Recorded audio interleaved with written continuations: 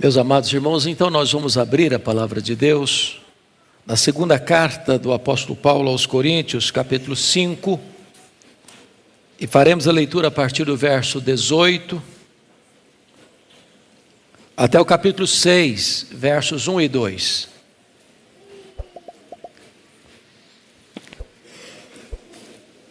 Uma vez que o texto está na tela, eu peço a vocês para fazermos esta leitura em uníssono. Vamos toda a igreja ler. Ora, tudo provém de Deus, que nos reconciliou consigo mesmo por meio de Cristo e nos deu o ministério da reconciliação. A saber que Deus estava em Cristo, reconciliando consigo o mundo, não imputando aos homens as suas transgressões, e nos confiou a palavra da reconciliação. De sorte que somos embaixadores em nome de Cristo, como se Deus exortasse por nosso intermédio. Em nome de Cristo, pois, rogamos que vos reconcilieis com Deus. Aquele que não conheceu o pecado, Ele o fez pecado por nós, para que nele fôssemos feitos justiça de Deus. E nós, na qualidade de cooperadores com Ele, também vos exortamos a que não recebais em vão a graça de Deus. Porque Ele diz: eu te ouvi no tempo da oportunidade, e te socorri no dia da salvação. Eis agora o tempo sobremodo oportuno, eis agora o dia da salvação. Amém. Meus amados, eu quero tratar com vocês sobre um dos temas mais importantes da Bíblia. Na verdade, é o coração do próprio Evangelho de Cristo, é a gloriosa mensagem da reconciliação. A reconciliação se torna absolutamente necessária, porque o pecado entrou no mundo. O pecado passou por todos os homens. E a Bíblia diz que todos pecaram e destituídos estão da glória de Deus. Não há justo nenhum sequer. O pecado é tão grave que ele atingiu 4 áreas vitais da relação humana. Primeiro, ele atingiu um abismo espiritual, porque o homem foi separado de Deus. Os nossos pecados fazem separação entre nós e o nosso Deus.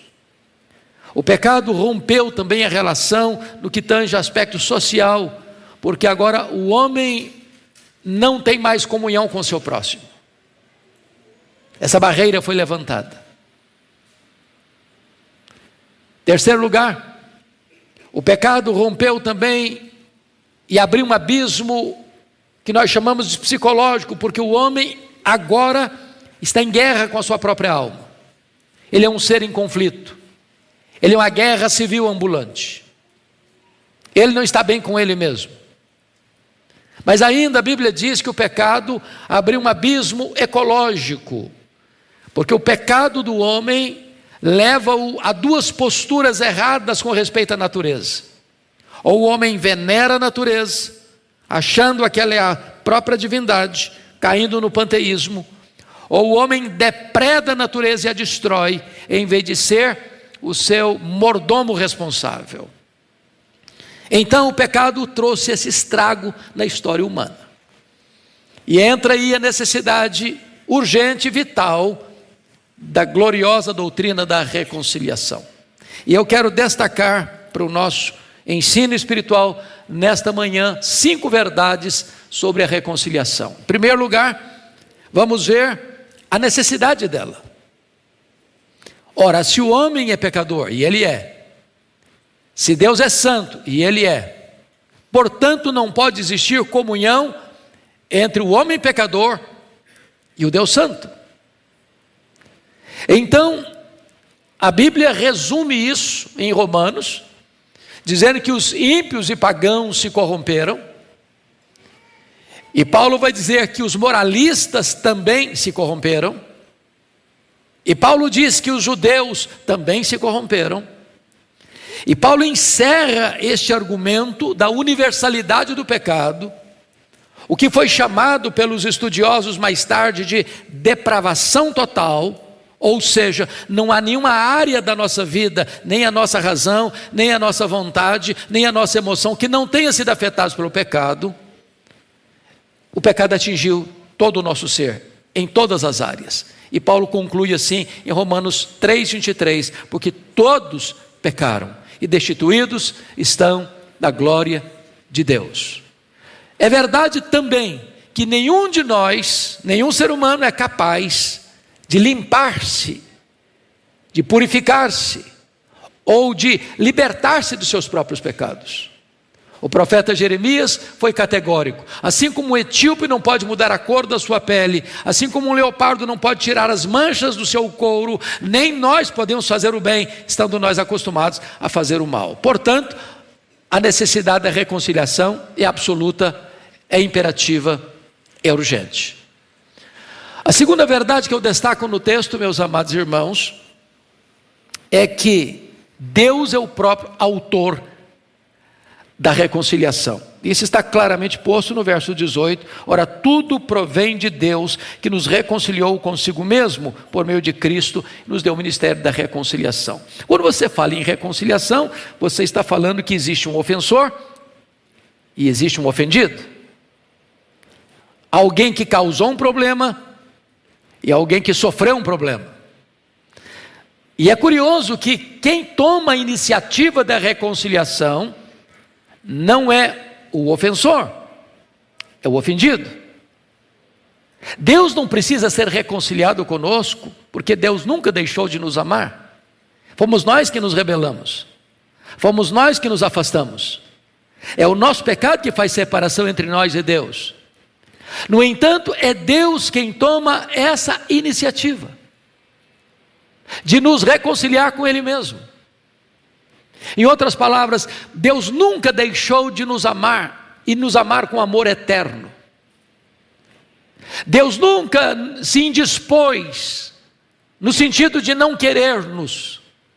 E é Ele quem rompe esta barreira e rompe esse silêncio e toma a iniciativa, porque a salvação é uma iniciativa dEle. Não entendamos isso. Quando Deus é o autor da reconciliação, Ele age para isso. E então o instrumento dessa reconciliação é a cruz de Cristo. E algumas pessoas, de maneira tão equivocada lá na Idade Média, chegaram a afirmar que a cruz de Cristo abrandou o pesado coração de Deus. Nada mais longe da verdade do que isto. A cruz não é a causa do amor de Deus por você.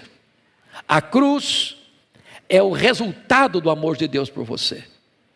Deus não passou a amar você porque Cristo morreu por você. Cristo morreu por você porque Deus amou você com amor eterno. De tal maneira que a cruz é uma evidência do compromisso e desejo de Deus em reconciliar-nos com Ele mesmo.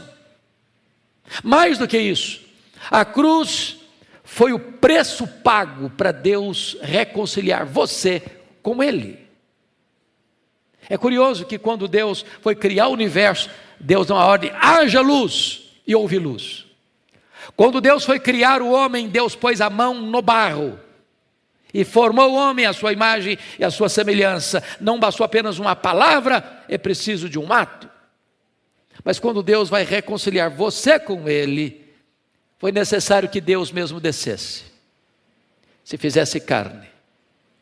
E não apenas isso, que Ele tomasse sobre si o nosso pecado e fosse levado à cruz, morte vergonhosa e ignominiosa, para morrer em seu lugar, em meu lugar, em nosso lugar, assumindo o nosso lugar, sofrendo o golpe da lei que nós devíamos sofrer, bebendo sozinho o amargo cálice da ira de Deus que nós deveríamos beber, e Ele então morre pelos nossos pecados, segundo as Escrituras. Então vamos ver a terceira verdade. Primeira, a necessidade. Segundo, o autor. Vamos ver agora quem é o agente da reconciliação. E Paulo deixa claro no verso 18: tudo provém de Deus, que nos reconciliou consigo mesmo por meio de Cristo. E o verso 19: a saber que Deus estava em Cristo reconciliando consigo o mundo. E o que significa isso então? É que ninguém é reconciliado com Deus a não ser por meio de Cristo. Nós não podemos ser reconciliados com Deus pelo nosso mérito, pelas nossas obras, pelos nossos predicados morais. Também nós não podemos ser reconciliados com Deus pela igreja.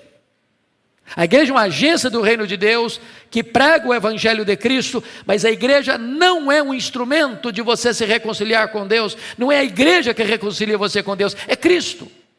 E só Cristo. As pessoas definem religião como religare, como se a religião pudesse religar você com Deus. Isso não é verdade. Nenhuma religião pode religar você com Deus.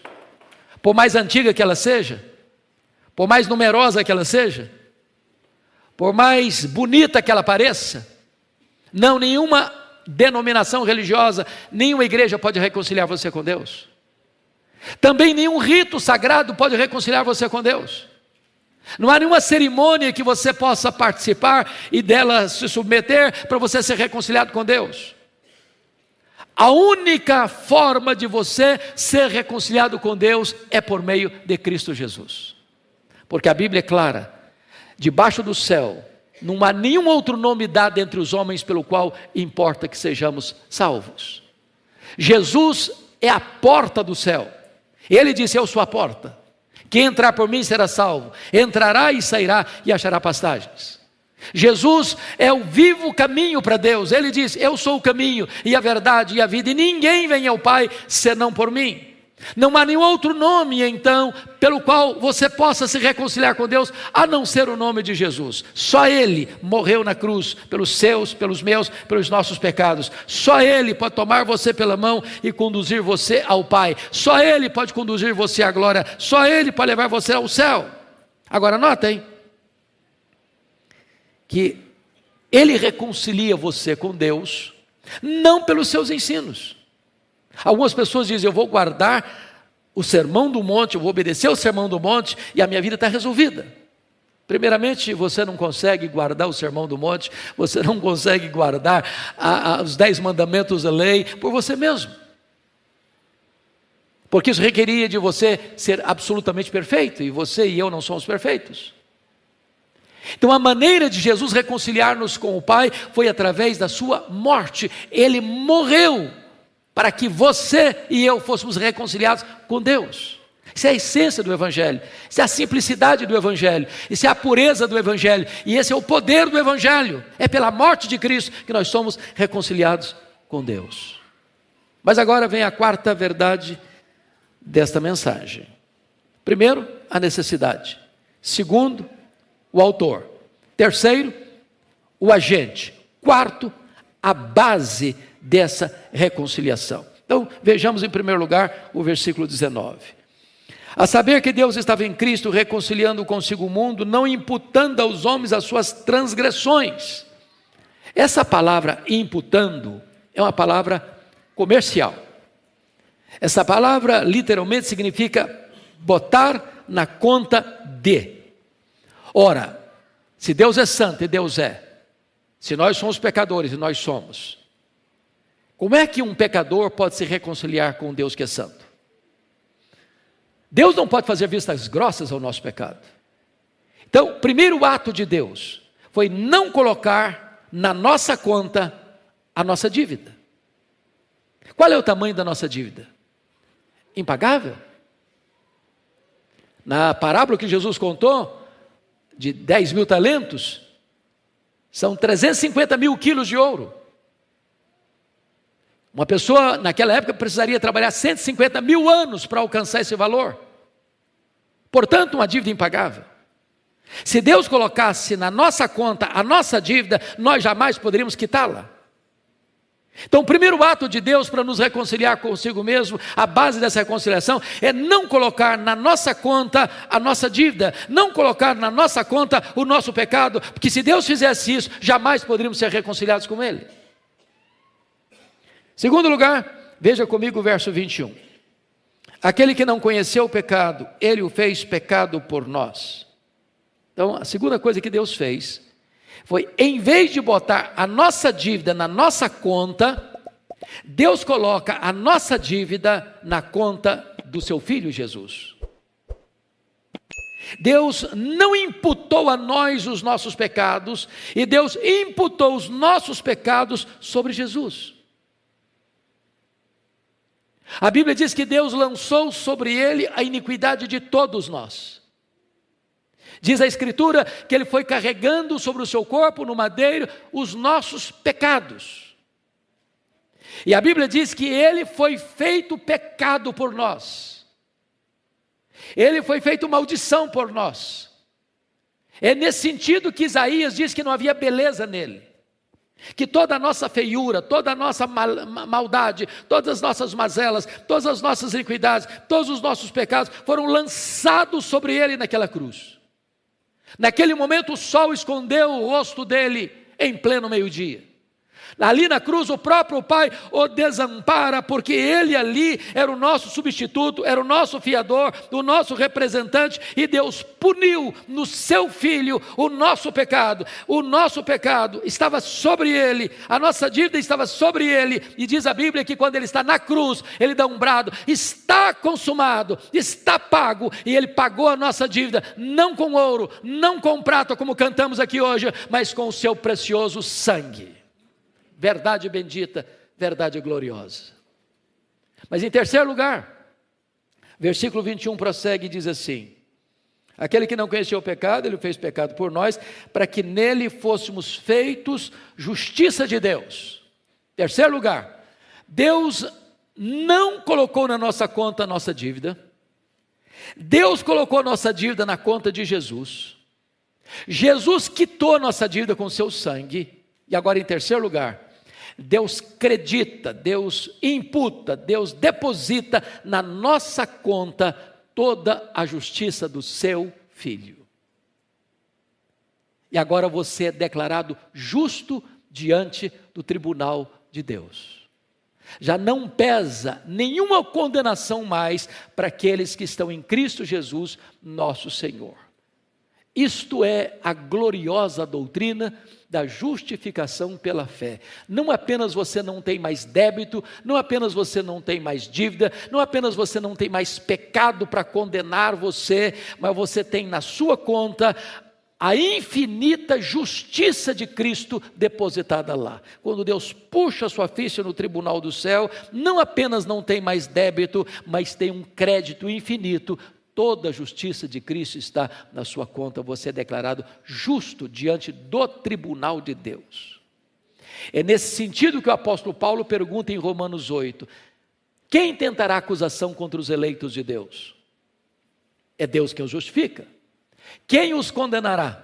É Cristo Jesus quem morreu, ou antes quem ressuscitou, o qual está à destra de Deus e também intercede por nós. Ou seja, existe uma base legal, jurídica, forense para a nossa justificação. Alguém outro, santo e puro, incontaminado, morreu em nosso lugar. E a justiça dele agora é acreditada em nossa conta. Mas vamos à última verdade desse texto.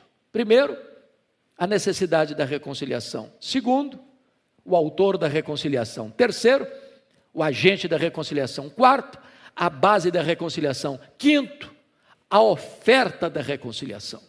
Então vejamos, por gentileza, o versículo 19 e 20. A saber que Deus estava em Cristo, reconciliando consigo o mundo, não imputando aos homens as suas transgressões, e nos confiou a palavra da reconciliação, de sorte que somos embaixadores em nome de Cristo, como se Deus exortasse por nosso intermédio. Em nome de Cristo, pois, rogamos que vos reconcilieis com Deus. Então entendamos aqui, nós temos um ministério de reconciliação. Aliás, no versículo 18 diz, e nos deu o ministério da reconciliação. O pastor Arival acabou de receber um grupo bonito aqui e disse, olha, quem não trabalha, dá trabalho. Mas talvez alguém tenha descido essa escada perguntando, bom, mas qual vai ser o meu ministério nesta igreja? Essa igreja tem tanta gente, tem tantas atividades, onde eu vou me encaixar nisso? O que eu vou fazer? Se você tem dúvida qual o ministério que Deus tem para você, aqui está um. Ele deu a você o ministério da reconciliação. Você vai ser um embaixador de Deus, a conclamar as pessoas a se reconciliarem com Deus.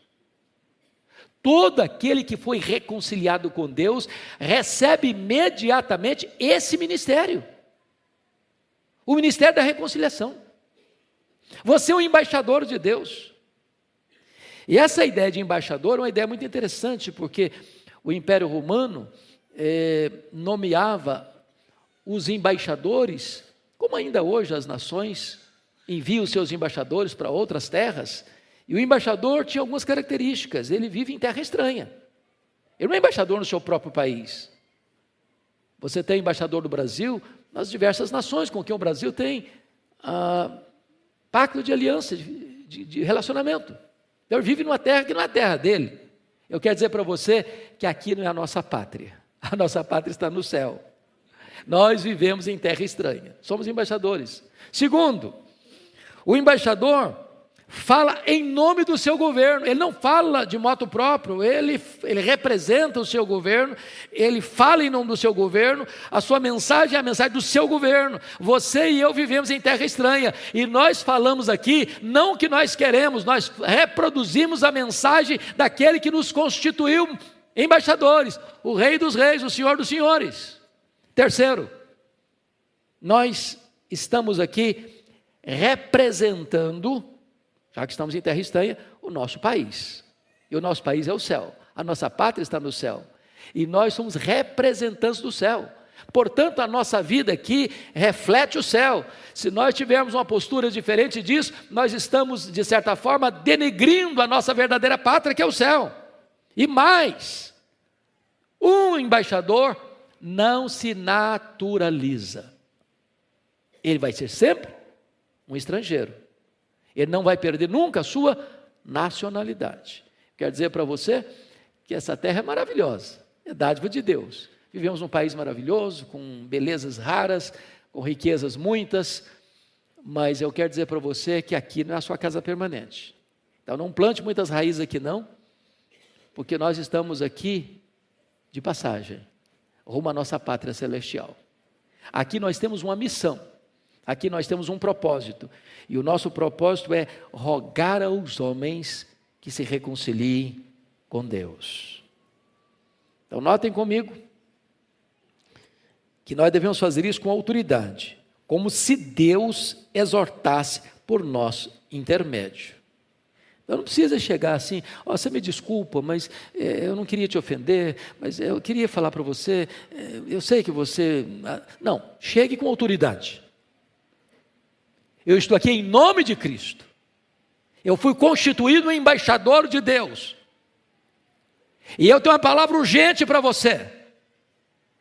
Que você se reconcilie com Deus. É isso. Simples, direto. Com autoridade. No poder deste nome que é sobre todo nome.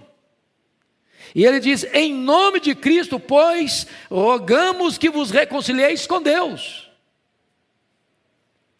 Então todos nós que estamos aqui devemos sair daqui hoje com a plena e absoluta consciência, nós fomos constituídos embaixadores. E é muito superior a ser embaixador do Brasil, seja nos Estados Unidos, Canadá, Japão, Coreia. Você é um embaixador constituído pelo próprio Deus, o embaixador do Rei dos Reis e do Senhor dos Senhores. Você representa neste mundo a pátria celestial. Eu concluo trazendo duas exortações soleníssimas. A primeira delas está aí no versículo 1 do capítulo 6.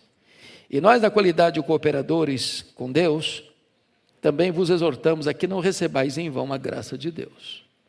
Ou seja, quando eu escuto essa mensagem de que Deus me constituiu, depois de reconciliado com Ele, em embaixador dEle, eu não posso ser omisso, eu não posso dar de mão, eu não posso desprezar essa mensagem, eu não posso receber em vão esta graça que me foi dada da salvação e da missão.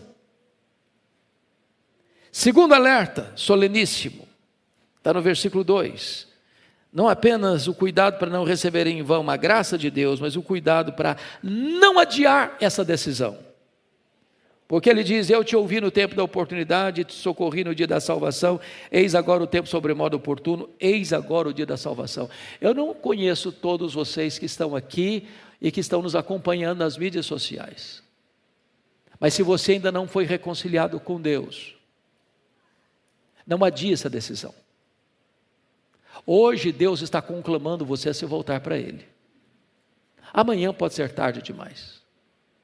Hoje Jesus quer ser o seu advogado, amanhã será o seu juiz. Hoje a porta da graça está fechada e Deus está convidando para você vir. Amanhã esta porta pode estar fechada, será tarde demais para você entrar. Então não deixe para amanhã, porque o amanhã não está debaixo da sua administração. O amanhã pertence a Deus. Hoje é o dia da salvação. Curva sua fronte, por gentileza. E nós vamos orar.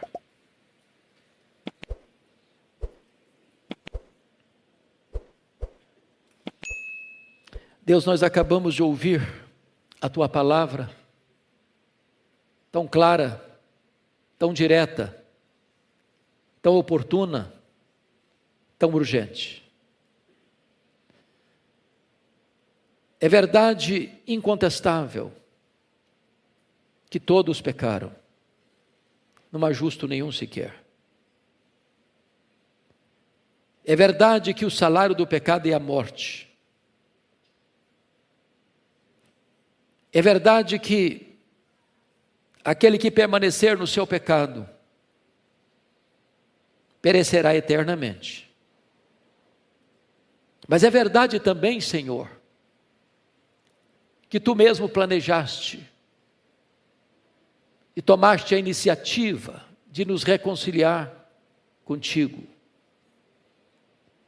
E é verdade também que para isto o Teu Filho precisou vir ao mundo, se fazer carne, viver entre nós, tomar o nosso lugar, levar sobre si o nosso pecado e morrer naquela cruz, para que a nossa dívida pudesse ser quitada, para que o nosso pecado pudesse ser cancelado, para que nós pudéssemos ser perdoados e justificados. Bem verdade é também, ó Deus, que agora Tu nos constituis em Teus embaixadores, e nós pedimos que nesta manhã Tu ilumines a nossa mente, Tu toques o nosso coração, para que aqueles que porventura ainda não se reconciliaram contigo, o façam nesta manhã, para a glória do Teu nome.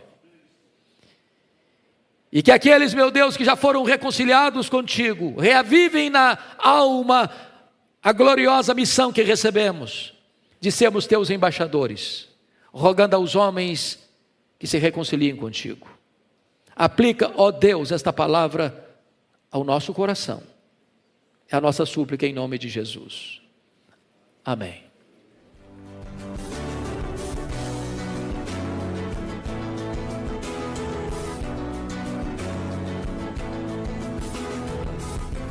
Palavra da Verdade, com Hernandes Dias Lopes.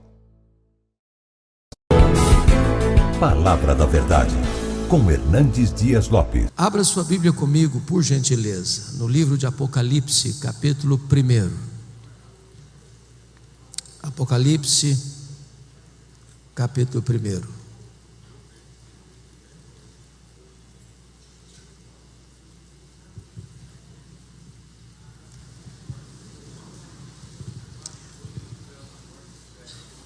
Nós vamos ler todo este capítulo. Eu estou com a versão Mara, então acompanhe a leitura desse texto, por gentileza. Revelação de Jesus Cristo, que Deus lhe deu para mostrar aos seus servos as coisas que em breve devem acontecer, e que Ele, enviando por intermédio do seu anjo, notificou o seu servo João, o qual atestou a palavra de Deus e o testemunho de Jesus Cristo, quanto a tudo o que viu. Bem-aventurados aqueles que leem, aqueles que ouvem as palavras da profecia e guardo mais coisas nela escritas, pois o tempo está próximo. João, mais 7 igrejas que se encontram na Ásia, graça e paz a vós outros, da parte daquele que é, que era e que há de vir, da parte dos 7 espíritos que se acham diante do seu trono, e da parte de Jesus Cristo, a fiel testemunha, o primogênito dos mortos e o soberano dos reis da terra, àquele que nos ama e pelo seu sangue nos libertou dos nossos pecados e nos constituiu reino, sacerdotes para o seu Deus e Pai, a Ele a glória e o domínio pelos séculos dos séculos. Amém. Eis que vem com as nuvens, e todo olho verá, até quantos o traspassaram, e todas as tribos da terra se lamentarão sobre ele, certamente. Amém. Eu sou o Alfa e o Ômega, diz o Senhor Deus, aquele que é, que era e que há de vir, o Todo-Poderoso. Eu, João, irmão vosso e companheiro na tribulação, no reino e na perseverança. Em Jesus achei-me na ilha chamada Patmos por causa da palavra de Deus e do testemunho de Jesus. Achei-me espírito no dia do Senhor, e ouvi por detrás de mim grande voz como de trombeta dizendo: o que vês, escreve em livro e manda às 7 igrejas: Éfeso, Esmirna, Pérgamo, Tiatira, Sardes, Filadélfia e Laodiceia. Voltei-me para ver quem falava comigo, e voltado vi 7 candeeiros de ouro, e no meio dos candeeiros um semelhante a filho de homem, com vestes talares e cingido à altura do peito com uma cinta de ouro. A sua cabeça e cabelos eram brancos como a alva lã, como neve, os olhos como chama de fogo, os pés semelhante ao bronze polido, como que refinado numa fornalha, a voz como voz de muitas águas. Tinha na mão direita 7 estrelas, e da boca saía-lhe uma afiada espada de 2 gumes. O seu rosto brilhava como o sol na sua força. Quando o vi, caí a seus pés como morto. Porém ele pôs sobre mim a mão direita, dizendo: não temas, eu sou o primeiro e o último, e aquele que vive. Estive morto, mas eis que estou vivo pelos séculos dos séculos, e tenho as chaves da morte e do inferno. Escreve, pois, as coisas que viste, e as que são, e as que hão de acontecer depois destas. Quanto ao mistério das 7 estrelas que viste na minha mão direita, e aos 7 candeeiros de ouro, e as 7 estrelas, são os anjos das 7 igrejas, e os 7 candeeiros são as 7 igrejas. Amém. Meus amados, eu gostaria de compartilhar com vocês hoje sobre a glória incomparável do nosso glorioso Redentor. O livro de Apocalipse retrata para nós o ponto culminante da história. Apocalipse é a acrópole, o pináculo da revelação de Deus. Esse livro não é tanto o registro de fatos que hão de acontecer, mas sobretudo Apocalipse é revelação de uma pessoa, é a revelação de Jesus Cristo nosso Senhor. O livro é acerca dele, da importância dele, da obra dele, da posição dele, da soberania dele e da sua vitória gloriosa. Jesus é o centro da própria eternidade, ele é o centro da história, ele é o centro da igreja, ele é o centro do céu, ele é o centro da Escritura, ele é tudo no Antigo Testamento. Ele é a semente da mulher que nasceu para esmagar a cabeça da serpente. Ele é o descendente de Abraão, em quem todas as famílias da terra são abençoadas. Ele é representado por aquela coluna de nuvem e por aquela coluna de fogo que guiou o povo 40 anos no deserto. Ele é representado pelo maná que caía do céu e pela água que brotava da rocha. Ele é representado pelo Cordeiro da Páscoa. Ele é representado pelo tabernáculo. Ele é representado pela Arca da Aliança. Ele é representado pelo templo. É representado pelas festas, pelos sacrifícios, pelo sábado. Tudo é uma sombra dele. Ele a realidade. Jesus é tudo também no Novo Testamento. Ele é o Messias prometido. Ele é o Filho de Deus. Ele é o Verbo que se fez carne. Ele é o pão da vida. Ele é a luz do mundo. Ele é a porta das ovelhas. Ele é o bom pastor. Ele é a ressurreição e a vida. Ele é o caminho e a verdade e a vida. Ele é a videira verdadeira. Ele é o amado da nossa alma. Ele é a nossa paz. Ele é a nossa alegria. Ele é a nossa justiça. Ele é a nossa herança. Ele é o alfa, ele é o ômega, ele é o princípio, ele é o fim, ele é o soberano dos reis da terra, ele é a razão da nossa vida.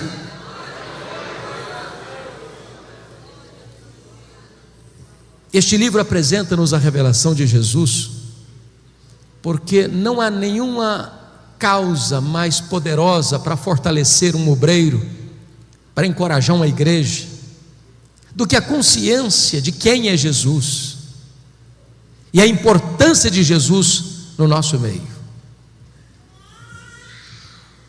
Os dias eram sombrios, muito sombrios.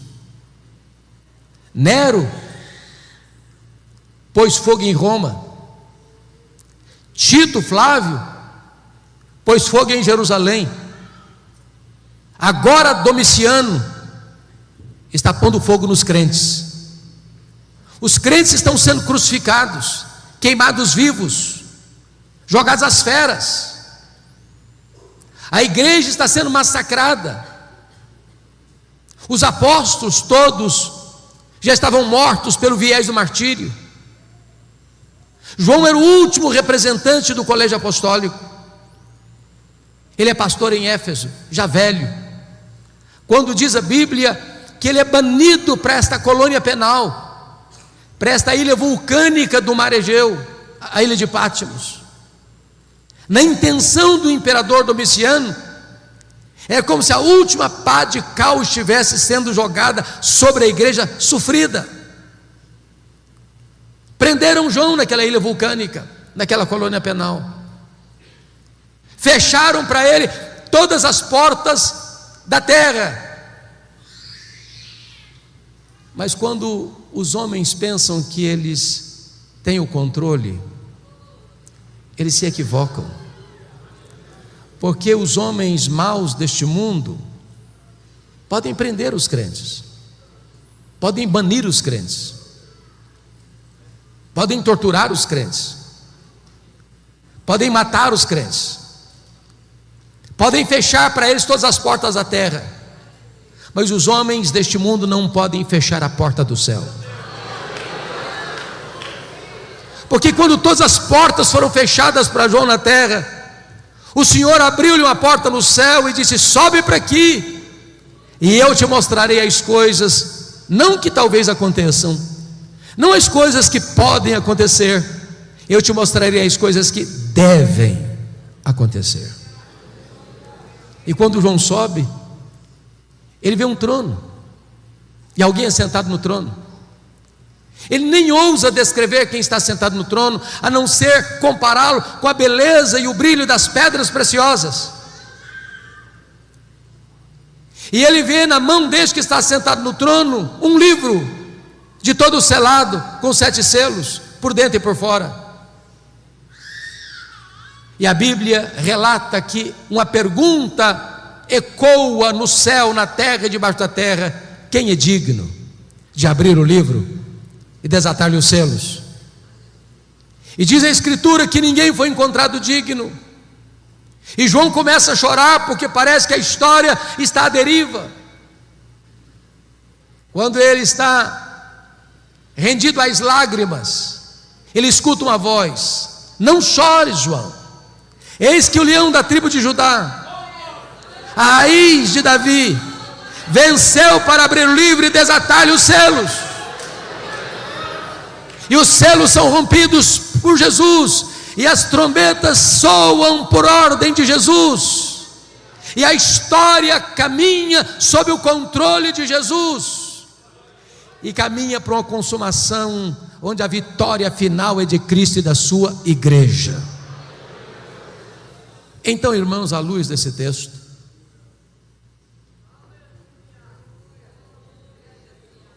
eu gostaria de trazer 3 verdades para a nossa reflexão e ensino nesta noite. Em primeiro lugar, a grandeza incomparável da pessoa de Jesus. Em segundo lugar, a grandeza incomparável da obra de Jesus. E em terceiro lugar, as implicações incomparáveis dessas 2 verdades primeiras: quem Jesus é e o que ele fez. Vejamos então a grandeza incomparável da sua pessoa. Notem comigo, por gentileza, versículo 5, que ele nos é apresentado como a fiel testemunha, e significa que ele é o supremo profeta. Ele é o mensageiro e ele é a mensagem. Ele é a última palavra de Deus para nós. Tendo Deus falado muitas vezes, de muitas maneiras, aos pais, pelos profetas, agora Ele nos fala pelo Filho. Sua revelação foi progressiva até Jesus, mas não a partir de Jesus. Se você não ouvir Jesus, não há mais nada diferente ou novo que possa ser comunicado a você, a trazer esperança para o seu coração. Ele é a verdadeira palavra de Deus, Ele é o verbo de Deus, Ele é o profeta e Ele é a mensagem, Ele é o mensageiro e Ele é a mensagem. Ele é o supremo profeta de Deus, a última revelação de Deus. Mas você vai notar comigo que no versículo de número 5, ele nos é apresentado como primogênito dos mortos e o soberano dos reis da terra, e ele aqui é o sumo sacerdote, porque ele é o sacerdote e é o sacrifício, ele é o ofertante e ele é a oferta, ele é aquele que está à direita de Deus Pai e intercede por nós. Ele é aquele que defende a sua causa diante de Deus. Ele é o advogado, o justo. É por isso que a Bíblia diz que nenhuma condenação pode sobrevir sobre a sua vida, porque a Bíblia pergunta assim: quem tentará acusação contra os eleitos de Deus? É Deus quem os justifica. Quem os condenará? É Cristo Jesus quem morreu, ou antes quem ressuscitou, o qual está à destra de Deus e também intercede por nós. Nas horas de angústias da sua vida, nas horas de aperto do seu coração, se você gritar por socorro, esse sumo sacerdote se levanta para estar ao seu lado, interceder por você e colocar sua causa diante de Deus. Mas mais do que isso, o texto nos apresenta como ele é também o Rei dos reis. Ele é o soberano dos reis da terra. O que significa isso? Significa, meus amados irmãos, que Ele tem o controle. Você vê hoje as nações confusas, as guerras, as ameaças de um conflito armado ou de uma guerra nuclear, e os homens passam a ideia de que eles é que têm as rédeas nas mãos, o controle nas mãos, eles que podem apertar um botão aqui, outro ali, outro acolá, para explodir o planeta. Mas quem está sentado no trono é o Senhor Jesus. Quem comanda o universo é o Senhor Jesus. Ele é o soberano dos reis da terra. Ele que levanta reis, Ele quem abate reis, Ele quem levanta reinos, Ele quem abate reinos. Ele controla o universo, Ele dirige a história, Ele governa a igreja e Ele conduz a história para uma consumação final. Ele é o Rei dos reis.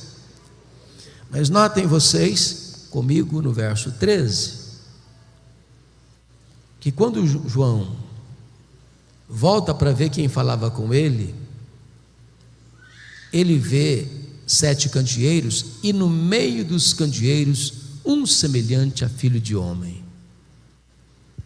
Ele é o profeta, ele é o sacerdote, ele é o rei, e ele é onipresente, porque ele está no meio das igrejas, aqui no Brasil, lá no Japão, lá na América, lá na África, lá na Ásia, ao mesmo tempo.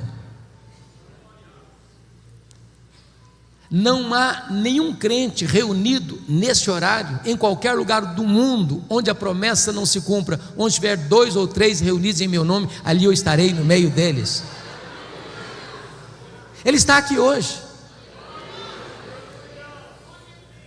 e é porque Ele está aqui hoje que você e eu viemos para cá. Ele é a razão dessa igreja existir. Ele é o conteúdo que essa igreja tem pregado há décadas nessa cidade. Ele é a nossa esperança, Ele é a razão da nossa vida, Ele é o amado da nossa alma. E Ele está aqui nesta noite para nos sondar, para nos exortar, para nos corrigir, para nos consolar, para nos fazer promessas. Agora notem comigo, amados, que quando João vai descrevê-lo, além de descrever a sua onipresença, ele vai descrever também que ele é eterno. Confira comigo o versículo 14: a sua cabeça e cabelos eram brancos como a alva lã, como neve. Significa que ele é eterno, ele é o Pai da eternidade, ele preexiste ao tempo, ele preexiste à história, ele preexiste ao princípio. Antes que houvesse mundo, ele já existia. Ele não deriva a sua glória da criação. Se ele não tivesse criado os céus e a terra, ele era completo em si mesmo, satisfeito em si mesmo, perfeito em si mesmo. Ele é eterno. O tempo não o colhe de surpresa. A história que vem e que consumará não fecha a sua compreensão do tempo, porque ele está para além do tempo, ele é eterno. Ele não é pego de surpresa.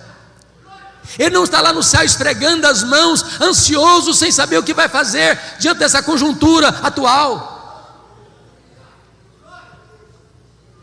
Mas notem mais, versículo 14: ele não apenas é onipresente, ele não apenas é eterno. Versículo 14 diz que ele é também onisciente. Os seus olhos são como chama de fogo. Ele tudo sabe, ele a tudo vê, ele a todos sonda. É por isso que ele se dirige às igrejas da Ásia, e para 5 delas ele diz: eu conheço as tuas obras. É por isso que ele disse à igreja de Pérgamo: eu conheço o lugar onde tu habitas, onde está o trono de Satanás. É por isso que ele diz à igreja de Esmirna: eu conheço a tua tribulação e a tua pobreza.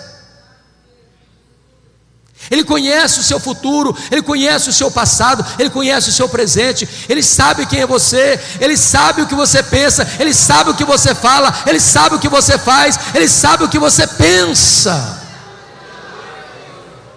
Nada pode ficar oculto aos olhos daquele que tem, às vistas daquele que tem os olhos como chamas de fogo.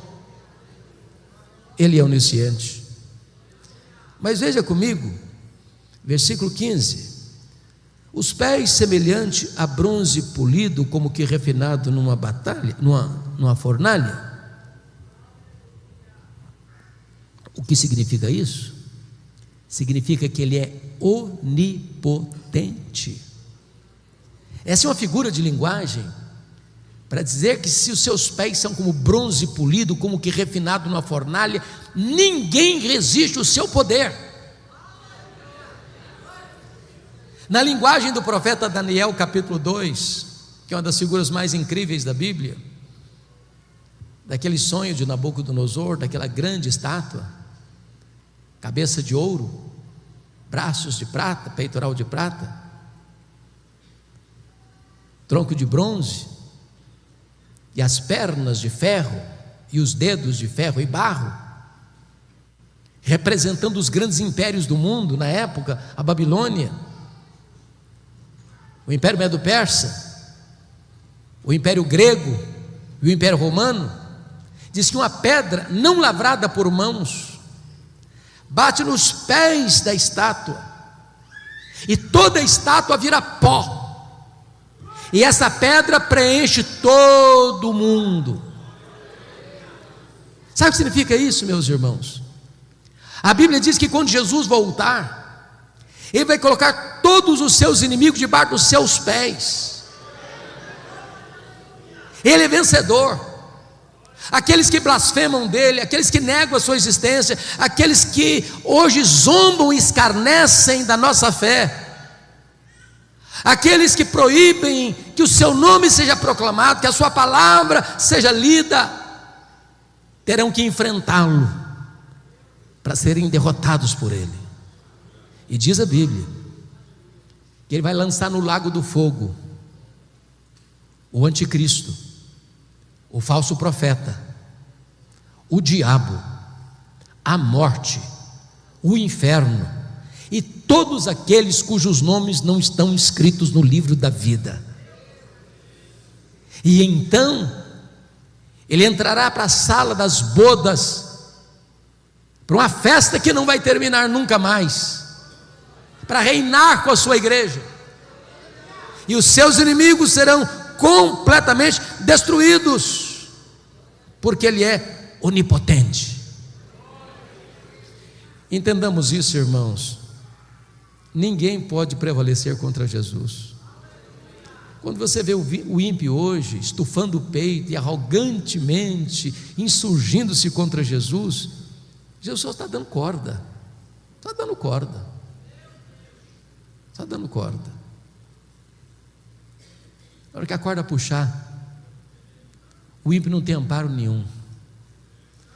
Naquele grande dia, diz Apocalipse capítulo 6, versículos 12 a 17, que esses poderosos do mundo vão estar desesperados, clamando até com vontade de morrer, mas a morte vai fugir deles, porque eles terão que encarar o Rei dos Reis, o Senhor dos Senhores, o reto juiz, vencedor em todas as batalhas. Eu pergunto a vocês: onde estão os reinos deste mundo com tanto poder? Onde está a Babilônia hoje? Onde está o Império Assírio hoje? Onde está o Império Medo-Persa hoje? Onde está o Império Grego hoje? Onde está o Império Romano hoje? Onde são os poderosos deste século? Eles virão pó, mas Jesus continua no trono, Rei dos Reis, Senhor dos Senhores. Confira comigo, por gentileza. Versículo 15 ainda diz: a voz como voz de muitas águas. Sabe o que significa isso? Ele é irresistível.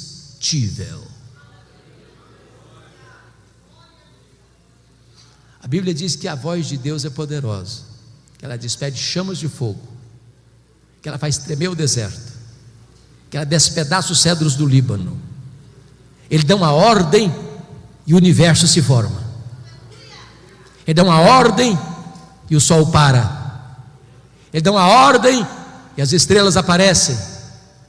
Ele dá uma ordem e o mar se acalma. Ele dá uma ordem e o vento cessa. Ele dá uma ordem e um verme cumpre o seu mandato. Ele dá uma ordem e uma mula profetiza. Ele dá uma ordem e os demônios batem em retirada. Ele dá uma ordem e os anjos saem para obedecer a seu comando. Ele tem uma voz poderosa, voz como voz de muitas águas. Ele é irresistível. Sabe o que é maravilhoso? Você e eu somos a caixa de ressonância desta voz, quando pregamos o Evangelho, porque a Bíblia diz que o Evangelho é o poder de Deus para a salvação de todo aquele que crê. coração mais duro é quebrado pelo martelo da palavra de Deus. Pregue esta palavra, proclame esta palavra, porque não é palavra de homem, é a palavra do Deus vivo, a palavra onipotente de Jesus. Confira comigo, por gentileza, agora, versículo 17.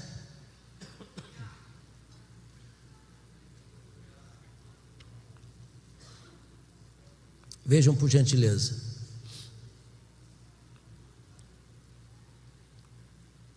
Versículo de número 17. Versículo 16 ainda. O 16 ainda, no finalzinho. Diz o versículo 16: na sua mão tinha na sua mão direita 7 estrelas, e da sua boca saía-lhe uma afiada espada de 2 gumes. Aqui eu quero destacar que ele é vitorioso. Se vocês lerem com atenção, vão perceber que no grande dia final, na batalha final, não acontecerá lá uma batalha de conflagração de carros, tanques de guerra. A única arma que vai ser acionada é a espada que sai da boca do Cordeiro.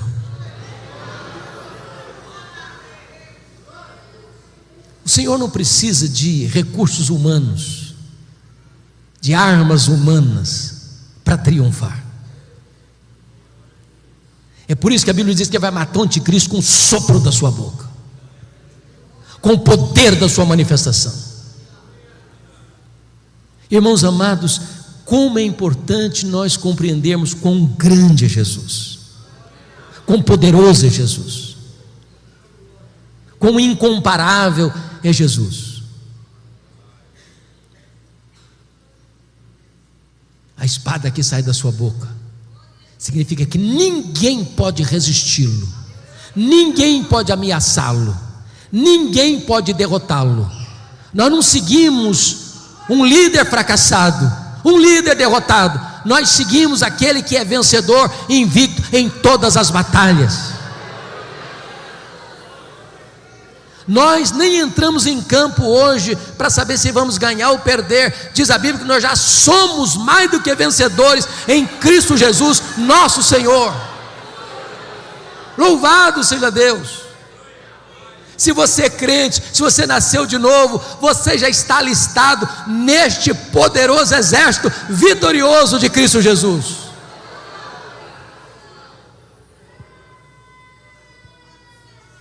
Mas notem comigo, o versículo 16 ainda diz: e o seu rosto brilhava como o sol na sua força. Oh, meus amados irmãos, aqui ele é o Cristo glorioso. Eu acho isso maravilhoso, sabe por quê? Porque a visão que João tem agora não é mais daquele Cristo do Getsêmani, sangrando, coberto de lágrimas, prostrado com o rosto no chão. A visão que João tem agora não é daquele Cristo cuspido e esbordoado do sinédrio judaico. A visão que João tem agora não é daquele Cristo espancado e vilipendiado do pretório romano. A visão que João tem agora não é daquele Cristo exangue que caminha trôpego debaixo do lenho maldito pelas ruas apinhadas de uma cidade ensandecida. A visão que João tem agora não é daquele Cristo suspenso entre a terra e os céus, pregado naquele lenho maldito. Não! Ele tem a visão do Cristo vitorioso. O seu rosto brilha como o sol na sua força. E notem que João era o discípulo mais próximo de Jesus, mas ele está diante da glória do Cordeiro, do Cristo vencedor, do Cristo vitorioso. Mas, finalmente, examinando o primeiro ponto, a grandeza incomparável da pessoa de Jesus, confira comigo, por favor, versículos 17 e 18. Quando o vi, caí a seus pés como morto. Porém ele pôs sobre mim a mão direita, dizendo: não tenhas medo, eu sou o primeiro e o último, e aquele que vive. Estive morto, mas eis que estou vivo pelos séculos dos séculos, e tenho as chaves da morte e do inferno. Primeiramente, ele aqui é conquistador. Ele entrou nas entranhas da morte, ele arrancou o aguilhão da morte, ele matou a morte, ele inaugurou a imortalidade e ressurgiu vitoriosamente. Agora ele é a ressurreição e a vida. Ele conquistou a morte, ele matou a morte, e agora você e eu podemos dizer para a morte: onde está a morte, a tua vitória? Onde está a morte, o teu aguilhão? Tragada foi a morte pela vitória. Agora morrer para o crente não é um desastre mais. Para mim o viver é Cristo e o morrer é lucro. Para mim morrer é deixar o corpo e habitar com o Senhor. Para mim morrer é deixar aqui este corpo e habitar com o Senhor, o que é incomparavelmente melhor. Mas ele não é apenas o conquistador, finalmente ele é o restaurador. João está prostrado como um morto. Ele diz: ô João, não fica com medo não, eu sou o primeiro, eu sou o último, João, eu sou o alfa, eu sou o ômega. Ô João, eu já estive morto, mas eu estou vivo pelos séculos dos séculos, e eu tenho as chaves da morte e do inferno. Nós não viemos aqui nesta noite adorar o Cristo que esteve vivo e está morto. Nós viemos adorar o Cristo que esteve morto e está vivo, e vivo pelos séculos dos séculos. Esta é a grandeza incomparável da pessoa de Jesus. Veremos agora o segundo ponto, que é a grandeza incomparável da obra de Jesus. Por favor, olhe comigo o versículo 5, parte B. Aquele que nos ama e pelo seu sangue nos libertou dos nossos pecados. Em primeiro lugar, ele ama a igreja. E vejam vocês que o verbo está no presente do indicativo, não está no passado. Ele não apenas nos amou, ele nos ama e continuará nos amando. Eu penso que não há nenhum remédio mais eficaz para curar o problema do complexo de inferioridade e da autoestima achatada do que essa verdade. Você acha pouco o fato de você ser amado por Jesus? Mas Ele não ama você porque viu em você algo digno de ser amado. A causa do amor dele por você e por mim não está em nós, mas nele mesmo. Sabe por quê? A Bíblia diz que Ele nos ama com amor eterno. O mundo não tinha sido criado ainda, e você já estava no coração dele. Ele amou você com amor eterno e atraiu você para ele com cordas de amor. Deus não me ama por causa das minhas pretensas virtudes, Ele me ama apesar dos meus pecados. Ele não me ama por causa dos meus méritos, Ele me ama apesar dos meus deméritos. Não há nada que você possa fazer para Deus amar você mais, nem para Ele amar você menos. Ele ama a você. Talvez você entrou aqui hoje abatido, triste, talvez você se sentindo a última pessoa do universo, talvez você entrou aqui hoje com essa autoestima lá no chão. Eu quero dizer para você que Jesus ama você, que Jesus ama você, que Jesus ama você, que Jesus ama você. Você tem valor para Ele, você é importante para Ele.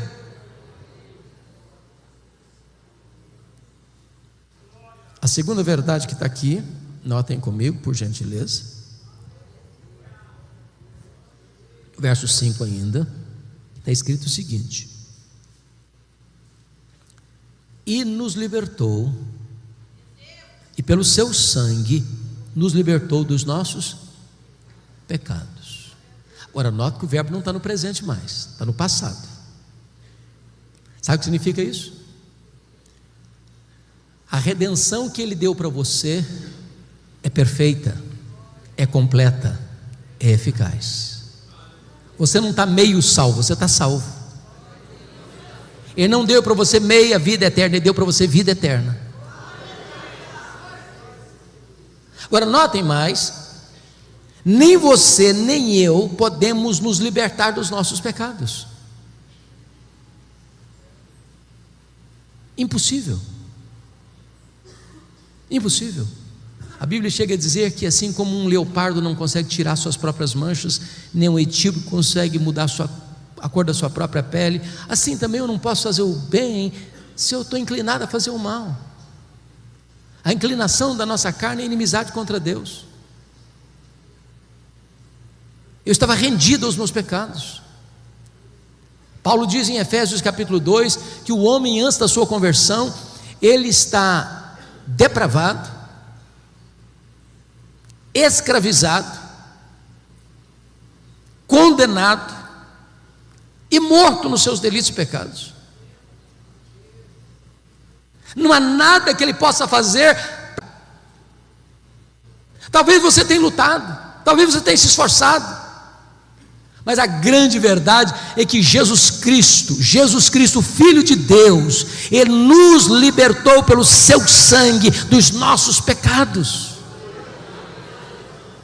As algemas foram quebradas, as cadeias foram rompidas, a prisão foi aberta. Nós estávamos na potestade de Satanás e Ele nos tirou de lá. Nós estávamos na casa do valente e Ele amarrou o valente e nos tirou de lá. Nós estávamos no império das trevas e Ele nos transportou de lá para o reino da luz. Hoje nós somos um povo livre, salvo, remido no sangue do Cordeiro. Louvado seja Deus. Bendito seja o Senhor. Então, a obra dele, Ele nos ama. Segundo, Ele morreu por nós. Terceiro, Ele não apenas ama a igreja, Ele não apenas morreu pela igreja, Ele também honrou a igreja. Olha o versículo 6 comigo. E nos constituiu reino, sacerdotes para o seu Deus e Pai. E Ele não pode concluir sem uma doxologia. A Ele glória e o domínio pelos séculos dos séculos, amém. Preste atenção nisso. Você que foi salvo pela graça, você está numa posição muito elevada. Você foi constituído rei e sacerdote.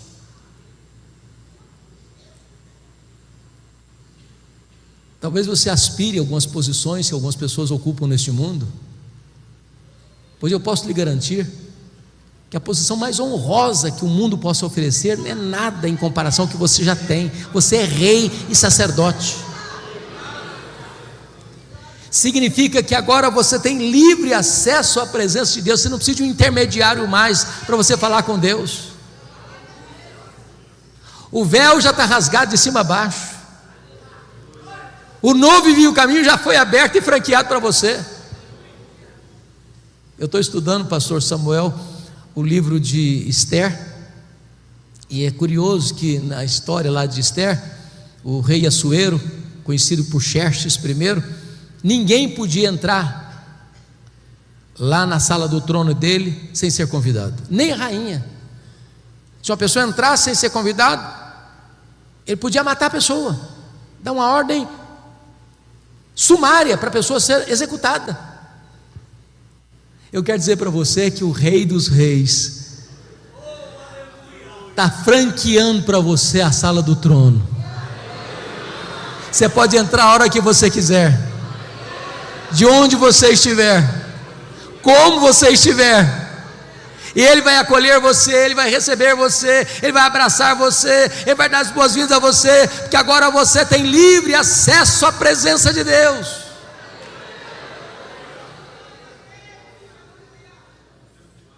A Bíblia diz que o Senhor não apenas vai nos levar para o céu, Ele vai nos levar para o trono. Foi a promessa da igreja de Laodiceia: ao vencedor dar-lhe-ei sentar-se comigo no meu trono, como eu venci e sentei com o meu Pai no seu trono. Entenda o valor que você tem para Deus. Você é rei, você é sacerdote.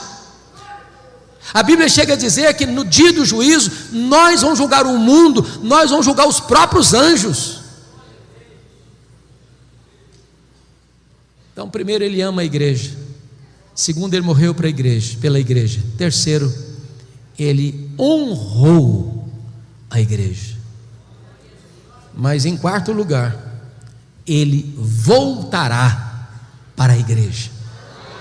Veja o verso 7 comigo, por favor. Eis que vem com as nuvens, e todo olho verá, até quantos o traspassaram. Todas as tribos da terra se lamentarão sobre ele, certamente. Amém. Irmãos, a segunda vinda de Cristo é a nossa bendita esperança. Viva esperança. De vez em quando as pessoas perguntam assim: mas quem está no controle desse mundo maluco? Deus ou o diabo? Essa pergunta foi feita por A.W. Pink. Guerras, violência, terrorismo, grupos de extermínio, crime organizado, corrupção, prostituição, apostasia. Parece que o carro saiu dos trilhos.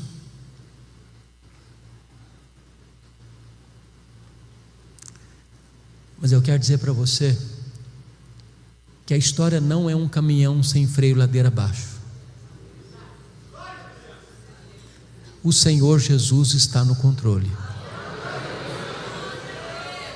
E Ele não nos deixou enganados sobre o que haveria de acontecer. Ele já nos deu as pistas, já nos deu os sinais. E quando os homens acharem que eles estão no controle, ou que o mal está prevalecendo, Ele voltará e colocará todos os inimigos debaixo dos seus pés, e reinará supremo para sempre e sempre e sempre. A pergunta, irmãos, é como Ele voltará? E a Bíblia responde: Ele voltará pessoalmente. Pessoalmente. Ele não vai mandar um embaixador, não. Ele mesmo virá. Lá em Atos 1, 9 a 11, diz que quando os galileus estavam olhando para as alturas, Jesus subindo entre nuvens, dois anjos aparecem e diz: varões galileus, por que estáis olhando para as alturas? Esse mesmo Jesus que vi subir, assim descerá dos céus. Ele pessoalmente virá. Ele pessoalmente virá. Segundo, como Ele voltará? Ele voltará visivelmente. Todo olho verá, até aqueles que o traspassaram. O que significa isso? Sabe o que a Bíblia diz? Quando Jesus voltar, lá em João 5, 28 e 29, diz que todos os mortos sairão dos túmulos, uns para a ressurreição da vida, outros para a ressurreição do juízo. Quando Jesus voltar, duas coisas vão acontecer: ressurreição para os que estiverem mortos, e transformação e arrebatamento para os que estiverem vivos. Aquelas pessoas que cuspirem em Jesus, que cravaram a fronte de Jesus com coroa de espinho, que esbordoaram Jesus, que pregaram Jesus na cruz, vão ter que ressuscitar, e vão ter que ver Jesus na sua glória vindo. E Paulo diz que todo joelho vai ter que se dobrar, nos céus, na terra e debaixo da terra, e toda língua vai ter que confessar que Jesus Cristo é Senhor, para a glória de Deus Pai. A igreja fará isso com a maior das alegrias, os ímpios com o maior dos terrores. Terceiro lugar, como Jesus voltará? Ele voltará audivelmente, ressoada a trombeta de Deus, ouvida a voz do arcanjo, ele descerá dos céus. Se a volta de Jesus vai ser o fato mais público da história, também será o fato mais audível da história.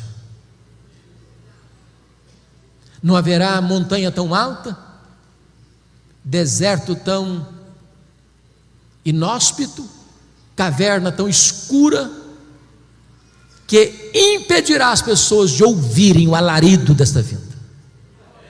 Se de dia, se de tarde, se de noite, não sabemos, porque ele virá de dia, ele virá de tarde, ele virá de noite. Como assim? Agora estamos 8:30 da noite no Brasil, mas já é 8:30 da manhã no Japão. Então, se Jesus voltar de noite para o Brasil, volta de manhã para o Japão. Se volta num horário aqui, volta no outro horário na África, volta outro horário na Europa. É por isso que Jesus disse: olha, não sabe se é de dia, se é de tarde, se é de noite. Porque quando ele voltar, vai estar de manhã para um, vai estar de tarde para outro, vai estar de noite para outro. Mas todo olho o verá. Quarto lugar, como ele voltará? Ele voltará repentinamente. Diz a Bíblia que vai ser como um relâmpago que risca os céus do Oriente ao Ocidente. Vai ser num momento, num abrir e fechar de olhos. Sabe o que significa isso? Não haverá tempo para você se preparar na última hora. Se você não tiver azeite na sua lâmpada, não tem esperança. Vigiai, vigiai, para que aquele dia não nos tome de surpresa. A igreja de Deus não é filho das trevas, é filho da luz, e filho da luz não é pego de surpresa, porque ele está aguardando na ponta dos pés a vinda do Senhor, dizendo: Maranata, ora vem Senhor Jesus. Ele apressa, ele ama a vinda do Senhor. Quinto lugar, como ele voltará? Ele voltará inesperadamente. Vai ser como ladrão que não manda um WhatsApp para você dizendo: tal dia, tal hora, eu chego na sua casa, prepara um cafezinho, um pão de queijo. Sabe o que significa isso, irmãos? A segunda vinda de Jesus não será um dia óbvio. Notem vocês que todas as pessoas que tentaram marcar a segunda vinda de Jesus, me perdoe da expressão, deram com os burros na água. Aquele dia da economia do Pai vai ser de surpresa. Talvez um dia comum, que se levanta para levar filho na escola, ou para ir para o trabalho, para fazer uma viagem, ou para ficar em casa. Quando as pessoas não perceberem, ele virá. Como Jesus voltará? Sexto lugar, ele voltará inescapavelmente. Diz 2 Tessalonicenses que vai ser como uma mulher grávida que está para dar à luz. Ou seja, uma mulher não está meio grávida, ela está grávida, e se ela está grávida, ela vai dar à luz. Em outras palavras, nenhuma corte humana, por mais egrégia que ela seja, pode mudar ou cancelar a segunda vinda de Cristo. Ele voltará, querendo os homens ou não, acreditando os homens ou não, desejando os homens ou não, ele voltará inescapavelmente. Mas em sétimo lugar e último lugar, ele voltará vitoriosamente, gloriosamente, gloriosamente. Diz a Bíblia que ele não vem mais humilde, montado num jumentinho, numa linguagem bíblica da época, ele vem montado num cavalo.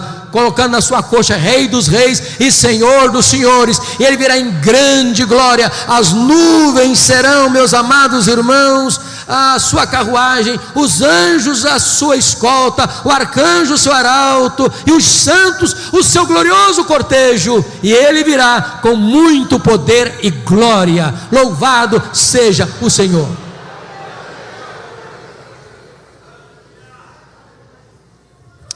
Então, até aqui nós olhamos a grandeza incomparável da pessoa de Jesus. Ele é onipresente, Ele é onisciente, Ele é onipotente, Ele é irresistível, Ele é glorioso, Ele é vitorioso, Ele é restaurador. Olhamos a grandeza incomparável da sua obra. Ele ama a igreja, Ele morreu pela igreja, Ele exaltou a igreja e Ele voltará para a igreja. Agora, em último lugar, terceiro e último lugar, vamos ver a grandeza incomparável das implicações dessas duas verdades. Primeira implicação: não precisamos então ter medo da vida. Tem muita gente com medo da vida. Tem muita gente não querendo acordar. Tem muita gente flertando até com suicídio. Tem muita gente que gostaria de dormir sem data para levantar. Eu quero dizer para você, meu amado, que você não precisa ter medo da vida. Preste atenção no contexto. Por que João está nessa ilha? Do ponto de vista humano. Do ponto de vista humano, ele está lá porque o imperador Domiciano o mandou para lá, como um prisioneiro, numa ilha penal, numa colônia penal, numa prisão de segurança máxima, para trabalhos forçados. Ele já era um homem velho. Ele foi para lá porque está sendo perseguido. Seus pares, os apóstolos, já estão mortos. Os seus irmãos estão sendo queimados vivos, crucificados, jogados às feras. Do ponto de vista humano, o mal está prevalecendo, a igreja está sufocada. Mas o que ele vai entender? Veja comigo o versículo 9: achei-me na ilha chamada de Patmos, por causa da palavra de Deus e do testemunho do Senhor Jesus. Ele está fazendo outra leitura. Então, não foi Domiciano que me mandou para cá, não. Eu estou aqui, é por causa de Jesus. Eu estou aqui, é por causa da palavra de Deus. Eu estou aqui para uma agenda celestial. Eu estou aqui porque Deus aproveita a situação adversa da agora para transformar a tragédia em triunfo. Eu estou aqui para receber a revelação de Deus das coisas que devem acontecer. Quem está no controle é Deus. Deus transforma a ilha de Patmos na porta do céu. Deus transforma a tragédia em triunfo. Deus é especialista em virar a mesa, em mudar o placar do jogo. Você não precisa ter medo da vida. Me permita dizer isso, meus amados irmãos: a igreja de Deus é indestrutível.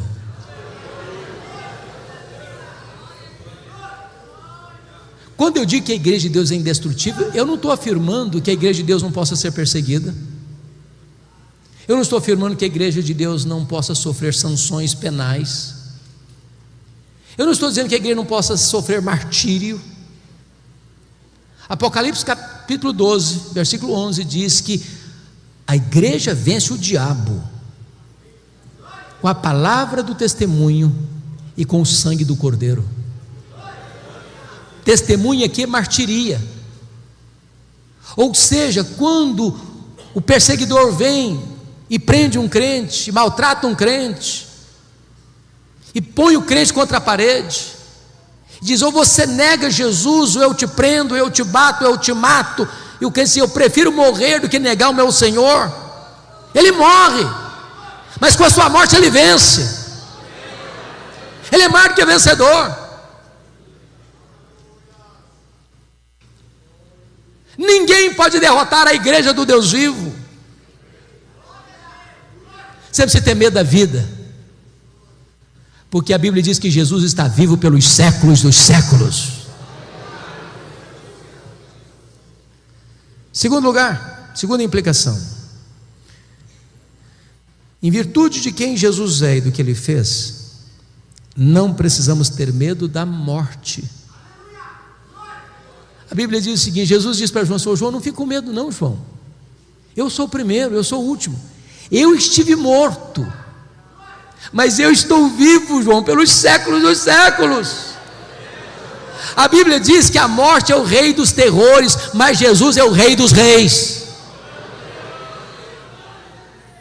Jesus entrou nas entranhas da morte, Ele arrancou o veneno da morte, arrancou o aguilhão da morte, matou a morte e ressuscitou. E agora Ele é a ressurreição e a vida. E agora Ele diz para você: se você crê em mim, você nunca morrerá eternamente. Agora você pode dizer para a morte: onde está a morte, a tua vitória? Onde está a morte, o teu aguilhão? Tragada foi a morte pela vitória. A morte não tem mais a última palavra. Jesus é o primogênito dos mortos, Ele é o primeiro da fila. E nós, se Jesus não voltar antes, receberemos um corpo de glória semelhante ao corpo da sua glória. Aliás, um corpo que não vai brigar nem com a balança, nem com o espelho. Perfeito, incorruptível, poderoso, glorioso, semelhante ao corpo da glória do Senhor Jesus. Não vai ter mais doença, não vai ter mais cansaço, não vai ter mais fadiga. Bendito seja Deus. Terceira implicação: não precisamos ter medo da vida. Segundo, não precisamos ter medo da morte. Terceiro, não precisamos ter medo do desconhecido. Irmãos, você e eu agora não enxergamos na curva, não enxergamos no escuro. Eu sei o final é de glória, mas o processo eu não sei. Eu não sei se você e eu estaremos vivos amanhã. E às vezes a gente fica com medo. Mas me permita voltar com você para o verso 1, porque está escrito aqui: revelação de Jesus Cristo que Deus lhe deu para mostrar aos seus servos as coisas que em breve devem acontecer. Preste atenção, não é nas coisas que talvez aconteçam, não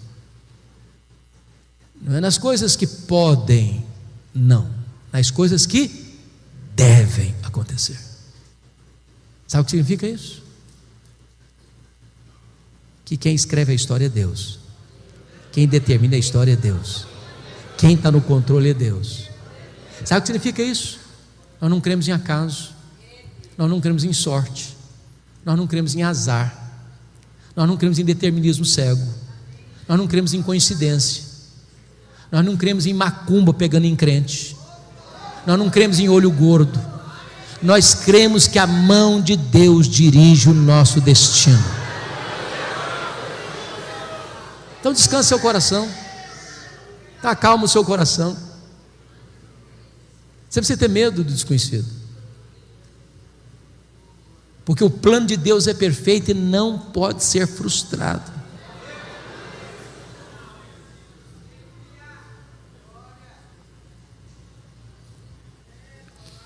O que eu acho precioso nesse livro é que João, na hora mais crítica da sua vida, é convocado a subir, porque não é a terra que explica o céu, é o céu que explica a terra. O entendimento dos dramas da história não emanam da própria terra, não procede dos próprios homens, mas vem de cima, vem do céu, vem de Deus, vem do alto. E quando João sobe, o que ele vê é um trono. quem está sentado no trono é quem governa. E ele vê o Cordeiro, que é o leão da tribo de Judá, a raiz de Davi, que está com um livro na mão, venceu para abrir o livro. E o que é abrir o livro, irmão? O livro é o livro da história, dos acontecimentos. E quando você vê a abertura dos selos, o que é a abertura dos selos? É o mundo perseguindo a igreja. Isso não pegou Deus de surpresa, não. Isso não pegou Jesus de surpresa, não. Foi Ele que estabeleceu essa agenda. Aí depois dos selos, as trombetas soam. O que são as trombetas? São o juízo parcial de Deus ao mundo que persegue a igreja. E quando as trombetas tocam, elas alcançam o quê? A terra, o mar, os rios, os astros, os homens. Você já parou para pensar ou interpretar os fenômenos da natureza? Os tsunamis, os maremotos?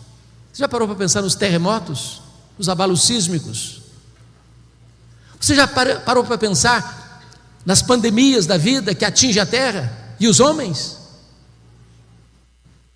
Isso não é coisa fortuita, casual. Não é porque a natureza está em ebulição ou em revolta.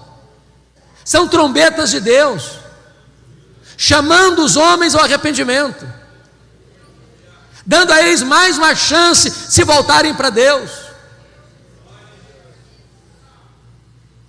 Quando você vê no Apocalipse o levantamento do quarteto do mal, nos capítulos 12, 13 e 14, o diabo, capítulo 12, o anticristo, o falso profeta, capítulo 13, e a grande Babilônia, no capítulo 14, esses inimigos não se levantam por conta própria, o próprio Deus permite-os se manifestarem, para que se revele neles a glória de Deus na sua derrota fragorosa.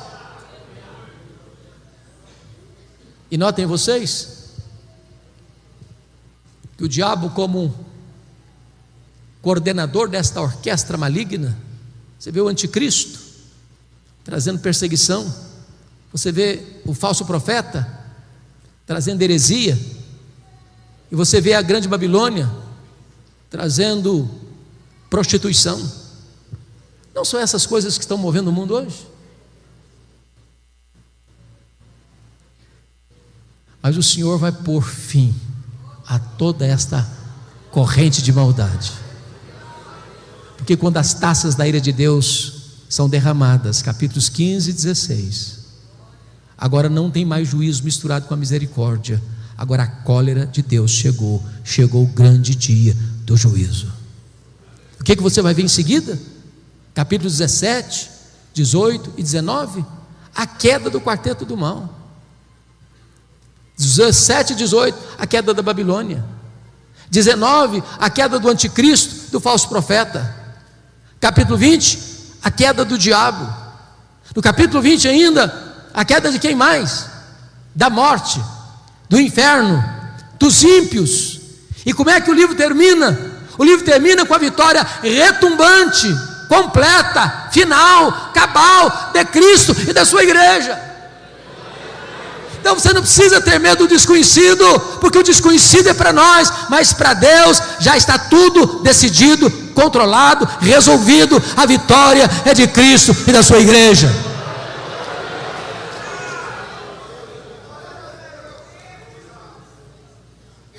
Em último lugar, quarto e último lugar,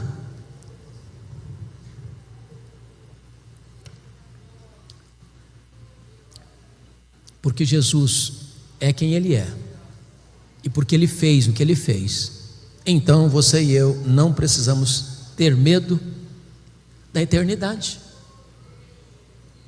Como é que será? Como é que vai ser? As pessoas têm tantas curiosidades. Vamos nos conhecer? Como é que vai ser o nosso corpo? Como é que nós vamos morar lá? Como vão ser os relacionamentos lá? Quanto tempo vai durar? E nem tempo vai ser, porque o tempo você marca com segundos, minutos, horas, dias, semanas, meses, anos, décadas, séculos, milênios. A eternidade não termina nunca. Mas não haverá um dia de monotonismo, não haverá um dia de rotina pesada. Nós nos deleitaremos nele, nós glorificaremos a ele, nós serviremos a ele, nós contemplaremos a face dele, nós conheceremos a ele, nós viveremos com ele, reinaremos com ele para sempre, sempre, sempre, sempre. E ele diz para João: João, você não precisa ter medo não, João, porque eis que eu estive morto, mas estou vivo pelos séculos dos séculos. Quando os milênios rolarem, lá na eternidade, Jesus estará lá com você. Você não precisa ter medo. Não há nada que possa infundir medo ao seu coração. Como diz o apóstolo Paulo: eu estou bem certo de que nem a morte, nem a vida, nem anjos, nem principados, nem poderes, nem altura, nem profundidade, nem qualquer outra criatura poderá separar-nos do amor de Deus que está em Cristo Jesus, nosso Senhor. E eu termino fazendo uma declaração. Diz o texto que quando João viu Jesus na sua glória, ele caiu como morto aos seus pés. E a pergunta é esta: e você? Que postura você tem tido em relação a Jesus? Você tem se curvado também? Tem se prostrado também? Você o reconhece nesta noite como Senhor da sua vida, como Salvador da sua vida, como a razão da sua vida? Ele está aqui hoje, poderoso para salvar, poderoso para restaurar, poderoso para consolar, poderoso para fazer tudo novo na sua vida.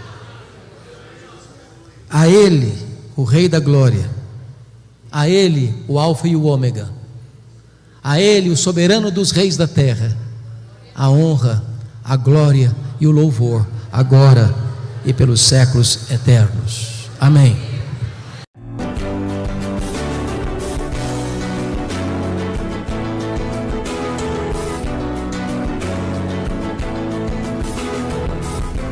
Palavra da Verdade, com Hernandes Dias Lopes.